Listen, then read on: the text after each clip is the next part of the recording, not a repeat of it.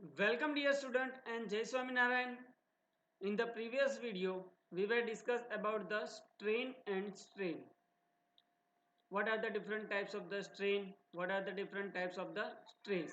So first of all, what do you mean by the strain and what do you mean by the stress? When the deforming force is applied to the body, the dimension of the body will change and the corresponding strain is produced in the body. So when we apply any type of the deforming force on the body, the dimension of the body will change, right? And the ratio of the change in the dimension to the original dimension is called the strain, right? Strain is a dimensionless physical quantity. What are the different types of the strain? Longitudinal strain, volume strain, shearing strain, right? So when the deforming force is applied on the body, corresponding strain is produced on the body. And when we remove the deforming force, the body will regain its original position. Why? Because of the restoring force, right? The restoring force produced in the body per unit cross section area is called the stress, right? So when the deforming force is applied on the body, corresponding strain and stress is produced on the body. Now in this video, we will discuss about the relation between the strain and stress for the different deforming force. So when we apply a deforming force on the body, corresponding strain and stress is produced on the body for a very small deforming force. If the deforming force is a very small, the strain and stress is directly proportional to each other, right? So for a small deformation, the strain and stress is directly proportional to the each other. So the corresponding strain and stress relation between the stress and strain is different for the different body. So let us understand what are the relation between the stress and strain. So dear student, to understand the relation between the stress and strain, right, we need to calculate a stress, we need to calculate a strain. For that, we require to apply a deforming force. So for a small deforming force where the strain is less than 1%, the stress is directly proportional to the strain. So to obtain the relation between the stress and strain, we can determine the stress strain curve, right? For the different value of the stress, we can calculate the strain, and if you draw a graph of the stress versus strain, that is the stress strain curve, right? So for a very small deforming force, the stress is directly proportional to the strain. So how we can calculate the stress? What do you mean by the stress? The stress is a restoring force produced in the body per unit cross section area. How we can calculate the stress? In an equilibrium condition, the restoring force is equal to the external applied deforming force. So from the force divided by cross section area, we can easily calculate the stress, right? Strain, how we can calculate the stress? Change in the dimension to the original dimension, we can calculate the strain. And if you draw a graph of the stress versus strain, that is the stress strain curve, and from this graph we can identify the relation between the stress and strain. So for that, consider a wire, right? One end of the wire is attached with the rigid support, and at the free end of the wire, elastic wire, the different force is applied, right? So as shown in this figure, so as shown in this figure, one attach a one end of the elastic wire with the rigid support, right? And at the another end of the free end of the elastic wire, when we apply a different force, right? Corresponding stress is produced on the wire, strain is produced on the wire, and by measuring a corresponding stress and strain, right? If you draw a graph of the stress versus strain, that is the stress strain curve. So On the one end of the elastic wire is attached with the rigid support. On the free end of the elastic wire, when we apply a force, different force, right? So if we apply a different force on the free end of the elastic wire, the length of the wire is increases. So increase in the length, change in the length divided by original length, we can get the longitudinal strain, right? And if you take the force per unit cross section area, that we calculate the stress. So for by applying the different types of the force on the free end of the elastic wire, calculate the corresponding stress and calculate the corresponding strain. Strain we can calculate by increase in length divided by original length. And if you draw a graph of the stress versus strain, the graph is like this, right? So stress is measured in a unit Newton per meter square and strain is a dimensional less physical quantity. So strain is measured in a percentage. So if you draw a graph of the stress versus strain, it looks like this. So there are different portions in the graph. In the first portion, for a very small deforming force, when the strain is less than 1%, the stress and strain is directly proportional to the each other. So first portion of the graph is a OA portion. In the OA portion, the graph is a linear. This indicates that the stress is directly proportional to the strain. Stress and strain is proportional to each other. This statement is known as the Hooke's law that we will discuss later on. So what is the Hooke's law for the elasticity? For a small deforming force, when the stress is less than 1%, the stress is directly proportional to the strain. So first portion of the graph, right? First portion OA, the first portion of the graph is a linear where the stress is directly proportional to the strain.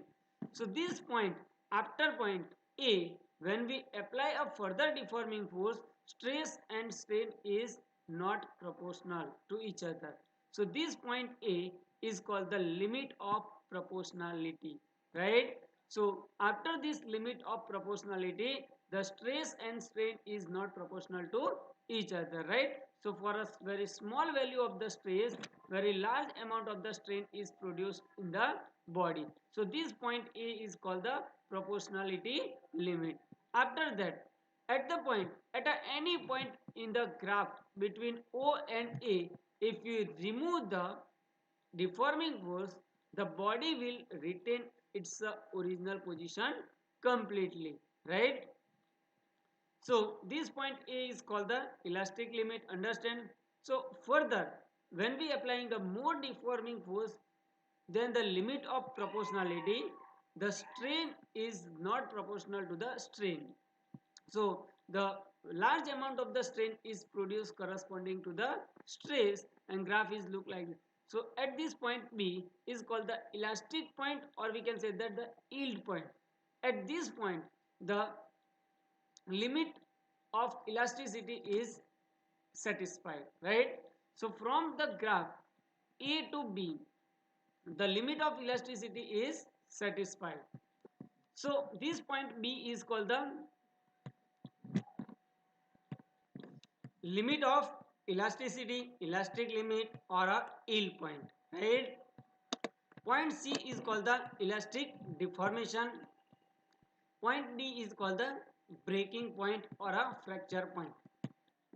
So dear student, understand all the points on the stress strain curve. First point A is called the limit of proportionality.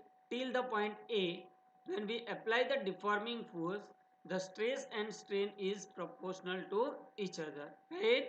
And from the point O to A, at any point, if we remove the deforming force, right, the body will retain its original position 100%.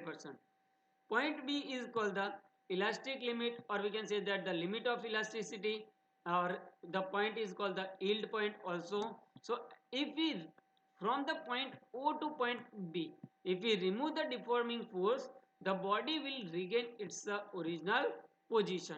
Point C is called the elastic deformation. So beyond the point B, if we apply the deforming force, the large amount of the strain is produced on the body for a very small value of the strain, for the very small value of the deforming force. So at the point C, right, when we apply a deforming force beyond a point B, the permanent deformation take place in the body. And further, when we applying a deforming force beyond a point C, the plastic deformation take place in the point in the body, right? And a point D, reach at a point D where the body will fracture. So this point D is called the breaking point or the fracture point. So let us discuss each and every portion in the detail. So first portion of the graph is the portion OA. In the OA portion of the graph, the stress is directly proportional to the strain, and the graph in a OA portion is a linear. So if we remove the deforming force at any point during a OA portion, the body will retain its original position, right? So the point A is called the limit of proportionality. Now, if we apply in the portion AB, the stress and strain are not proportional to the each other. But at any point between A and B, if we remove the deforming force, the body will retain its original position. So the point B is called the limit of elasticity or elastic limit or the yield point. Now, beyond the elastic limit, when we applying a deforming force, more amount of the deforming force, the plastic deformation take place in the body, and if we remove the deforming force at any point beyond the point B, the body will not retain its original position. There will be some permanent plastic deformation take in the body, right? So now beyond point C, when the further deforming force is applied on the body, at the value of the deforming force, the body will break. And this point is called the fracture point or the breaking point. And corresponding stress produced in the body is called the breaking stress, right? Now, if the point of elasticity, that is the point C, and the fracture point are very close to each other, the material is called the brittle material. So, when the point B, the limit of elasticity and the fracture point are very close to each other, the material is called the brittle material. And if the very point B and point D are very far from each other, that means very large amount of the plastic deformation take place in the body, right? The limit of elasticity, the point of the yield point and the fracture point are very far from each other, right? The material is called the ductile material, right? So dear student, understand the stress strain curve. So from this stress and strain curve, we can get a breaking stress, breaking point of the different material. For the different material, the stress strain curve is a different. For example, for the vulcanized rubber, the stress strain curve is a not linear in any portion, right? Very large amount of the deformation can take place in the vulcanized rubber. Very for a deforming force, very large amount of the strain is produced in the vulcanized rubber. About a 700% strain is produced in the vulcanized rubber. So from this stress strain curve, we can get the elastic property of the material. Now, next point is the Hooke's law for the elasticity. So, what is the Hooke's law for the elasticity? So, for a very small deforming force, when the strain is less than 1%, the stress is directly proportional to strain. So, this statement is called the Hooke's law for the elasticity. So, what is the Hooke's law for the elasticity? It is the important point of the elasticity. For a very small deforming force where the strain is less than 1%, the strain and stress is directly proportional to each other. This statement is called the Hooke's law for the elasticity. So according to the Hooke's law for the elasticity, small deforming force, the strain and stress is directly proportional to the strain, right? Stress is directly proportional to the strain. So we can write like this: stress is proportional to strain. Stress sigma is proportional to the strain epsilon. So if you remove this proportionality, sigma is equal to, we require one constant capital K epsilon. So here the capital K is called the constant of proportionality, and this capital K is called the modulus of elasticity. So how we can define the modulus of elasticity? So from this formula, the modulus of elasticity is defined as the ratio of stress to the strain. So here the modulus of elasticity is defined as the ratio of stress to the corresponding strain. In the some textbook, modulus of elasticity is denoted by capital K. In the some textbook, the modulus of elasticity is denoted by capital E. So here the modulus of elasticity, capital E, is defined as the ratio of stress to the corresponding strain, right?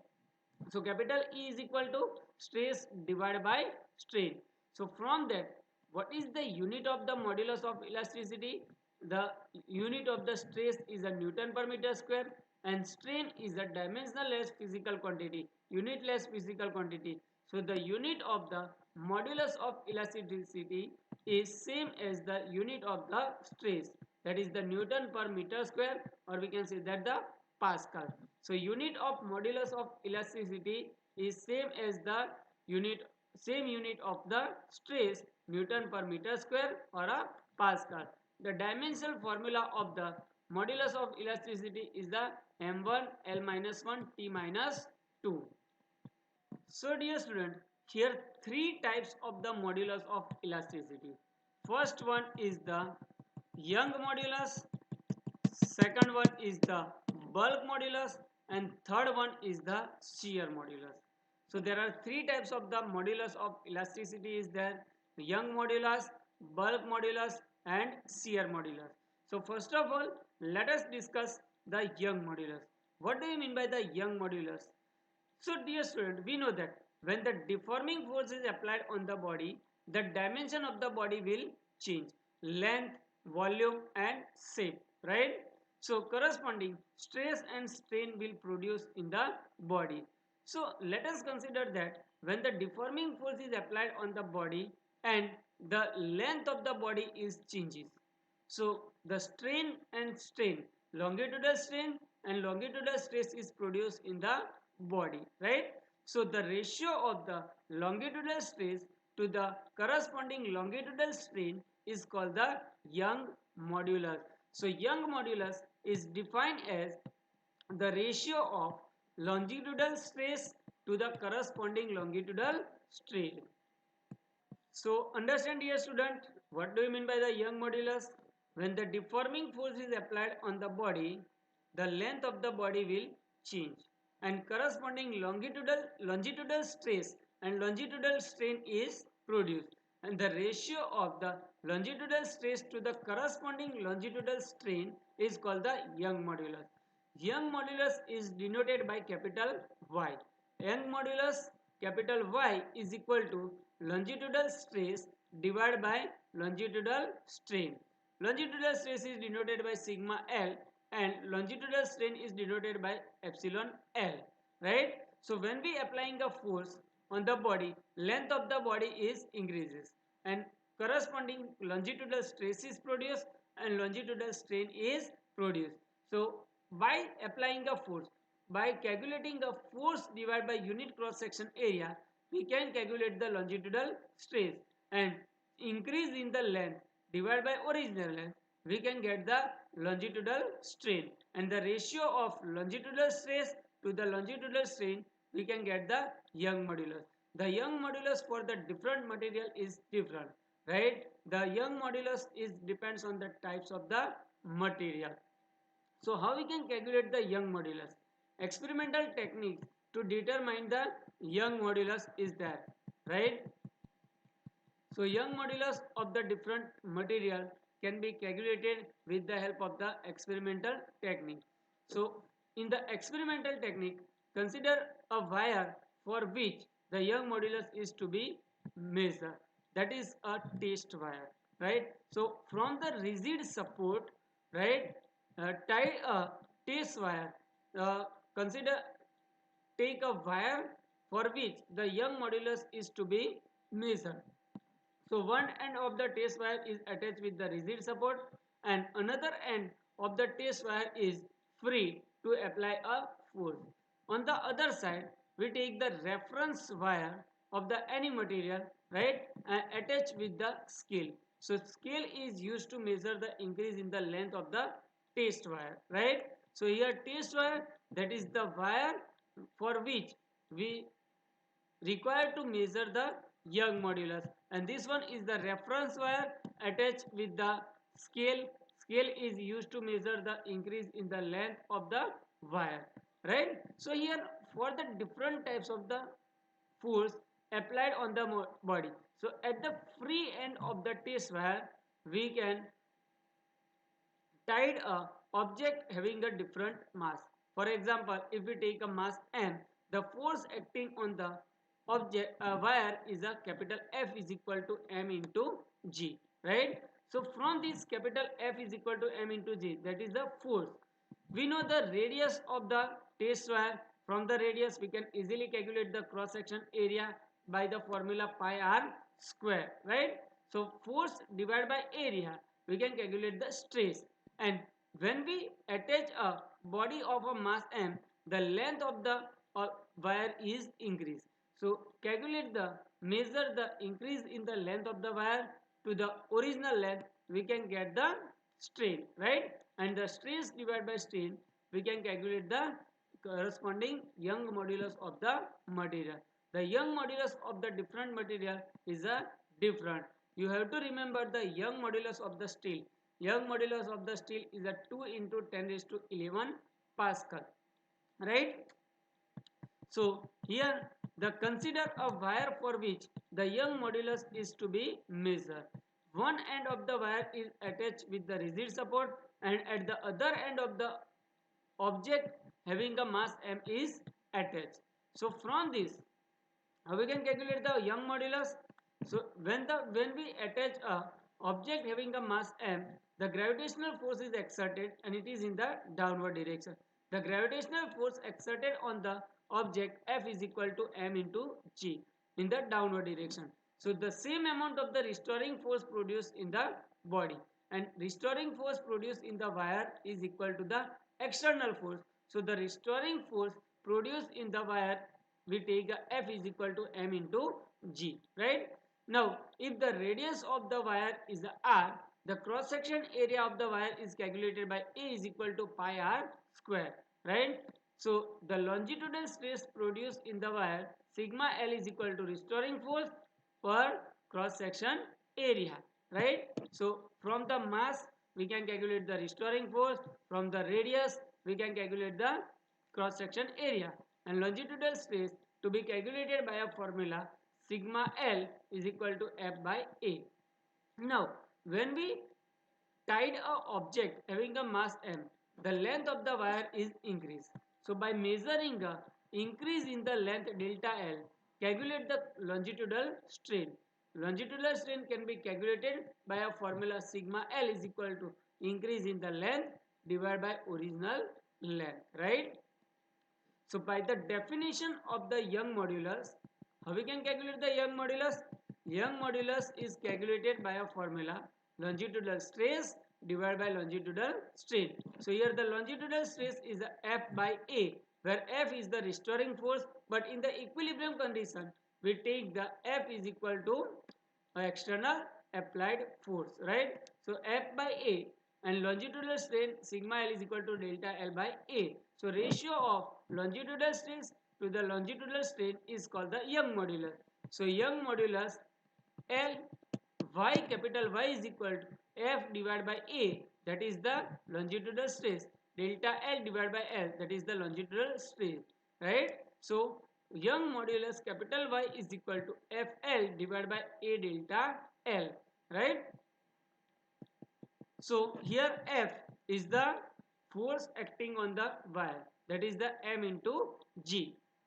L is the original length of the T wire.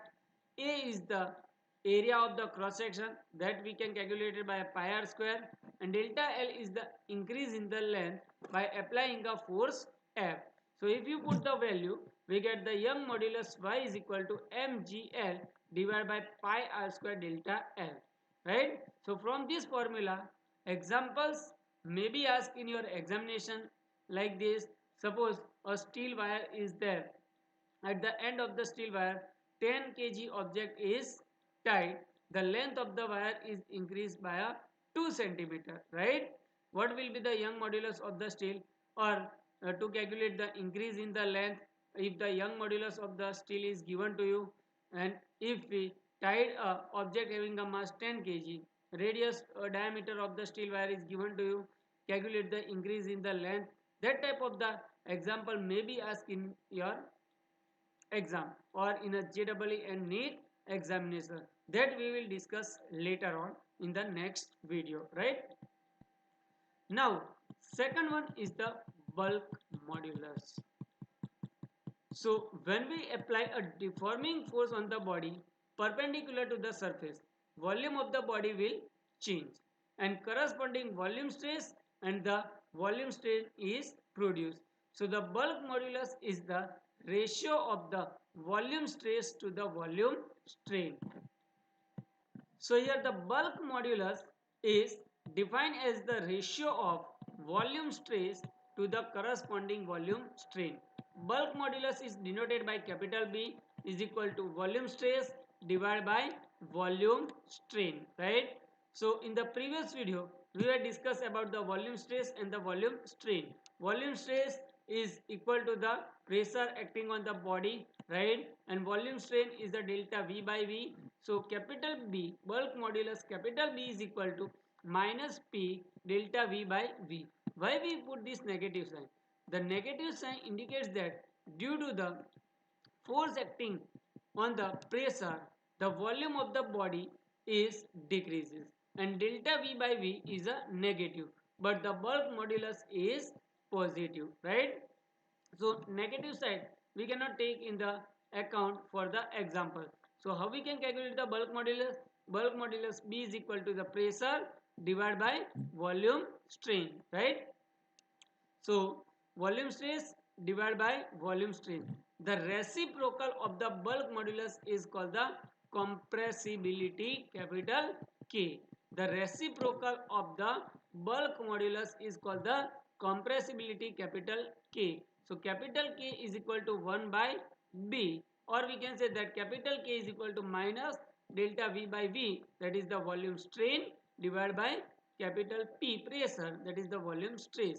So from that the unit of the bulk modulus is a Newton per meter square and the unit of the compressibility is inverse the unit of the bulk modulus, right? So unit of the compressibility is meter square per Newton, or we can take a Pascal inverse, and the dimensional formula is m minus 1 L1 T2, right? So understand, dear student, what do you mean by the bulk modulus and what do you mean by the compressibility? Now last modulus of elasticity is the shear modulus, right? When we apply a deforming force on the body parallel to the surface of the body, the shape of the body will change, right? And corresponding shear stress and the shear strain will produce, right? So the shear modulus or the modulus of rigidity, it is also called the modulus of rigidity, is defined as the ratio of shear stress to the corresponding shear strain. So the modulus of rigidity in the some textbook, the modulus of rigidity is denoted by eta, but in our textbook the modulus of rigidity or shear modulus is denoted by capital J and is equal to the shearing stress divided by shearing strain. In the previous video, we were discussed the shearing stress and the shearing strain. Shearing stress is a tangential stress, tangential force by cross section area divided by shearing strain is delta x by L, right? So from this we can calculate the shearing modulus capital G is equal to F into L divided by A delta x, or we can take the shearing stress or shearing strain is equal to tangent of the theta tan theta, or we can say that tan theta is equal to theta for the very small value of the theta. So shearing strain, shear modulus capital G is equal to F by A divided by theta. The SI unit of all the type of the modulus of elasticity is Newton per meter square or a Pascal, right? From that we can easily calculate the dimensional formula. Here the shearing stress, important notification is that here the shearing stress is directly calculated by from the Young modulus. The relation between the shearing stress and Young modulus, the shear modulus capital G is equal to Y Young modulus divided by 3. So if you know the Young modulus, you can easily calculate the shear modulus capital G is equal to Young modulus divided by 3, or Young modulus Y is equal to 3 into the shear modulus capital G. So dear student, understand all the type of the modulus of elasticity, Young modulus, bulk modulus and shear modulus. The modulus of elasticity is depends on the types of the material. For the different types of different material, the modulus of elasticity is a different, right? For example, in your textbook, the modulus of Young modulus for the different material is given in this page number, right? So in the table number 9.1, Young modulus of the different material is given to you. So Young modulus of the aluminium is a 70 into 10 raised to 9 Newton per meter square. Young modulus of the copper, you have to remember, right? Young modulus of the copper is 110 into 10 raised to 9 Newton per meter square. Young modulus of the iron 190 into 10 raised to 9 Newton per meter square, right? Young modulus of the steel 200 into 10 raised to 9 Newton per meter square. So you have to remember this value of the Young modulus of first 4, right? Which 4? Remember the value of the Young modulus of the aluminium, copper, iron and steel, right? And further in the table, another table, the value of the bulk modulus is given for the different material. Or bulk modulus we can easily calculate by the formula capital G is equal to Y by 3. So in the next table, the value of bulk modulus for the different material or shear modulus of the different material is given to you, right? Shear modulus of aluminium, shear modulus of brass, shear modulus of copper, shear modulus of glass, shear modulus of steel, right, is given to you. So don't what you need not require to remember the value, only remember the value of the Young modulus of steel, copper, aluminium, right, and remember the value of the shear modulus of brass, copper 1 or 2, right?